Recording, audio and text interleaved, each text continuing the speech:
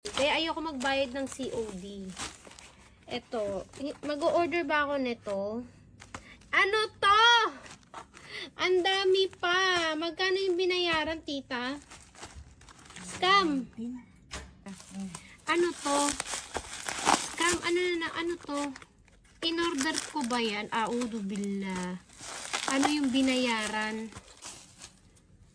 Bakit talagang address ko? Alam nyo guys, naka-scam na ako. Pero, hindi yung ganito. Tindi.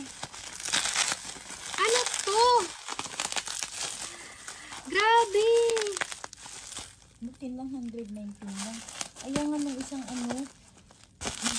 may nag-deliver dito. Kasi sabi ko, ay hindi kasi si Shahan ng nag-o-order ng hindi bayad.